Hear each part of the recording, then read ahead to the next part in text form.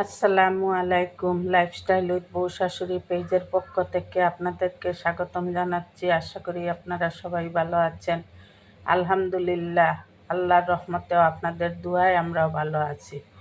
আজকের দুপুরের আমাদের রান্নাবান্না পটল আলু দিয়ে রুই মাছ রান্না করেছি। আর এইখানে বগুড়ার বিখ্যাত আলু গাটি, এটা হলো ডিম দিয়ে, আমি আলুকে ডিম দিয়ে রান্না করেছি আলু কাঠি। আর হলো আম ডাল, এগুলা উপরে দুটো আটি বেশি আছে, আম আটি সব দিয়ে আমি ডাল রান্না করেছি। আপনারা কি কখনো আটি দিয়ে ডাল রান্না করেছেন? আটি ফেলে দিবেন কেন?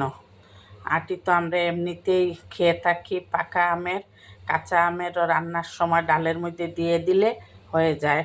আম একটু কম দিয়ে আটি দিয়ে দিলে খেতে ভালো লাগে। যারা আটি খাওয়ার অভ্যাস আছে তারা ভালোভাবে খেতে পারবেন। যারা জানেন না তারা আজকে আমাকে একটু ফলো করে দেখবেন। আশা করি আপনাদের বিফল হবেন না, ভালোই লাগে খেতে।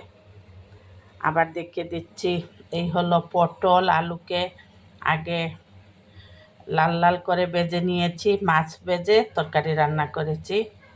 রুই মাছ, আমার বাসায় আবার রুই মাছ অনেক খাওয়া হয়, কথায় কথায় রুই মাছ, কারণ বাচ্চা আছে যখন রুই মাছটাই আমরা বেশি পছন্দ করি। এই আর এখানে এই বললাম না বগুড়ার আলু গাঠি, আমি ডিম দিয়ে করেছি। আর এখানে ডাল দিয়ে আম। আপনারা লাইফস্টাইল উইথ বউ শাশুড়ির পাশে থাকবেন, আমাদের জন্য দোয়া করবেন, আমরাও আপনাদের জন্য দোয়া করব। আল্লাহ হাফেজ। আসসালামু আলাইকুম ওয়া রাহমাতুল্লাহি ওয়া বারাকাতুহু।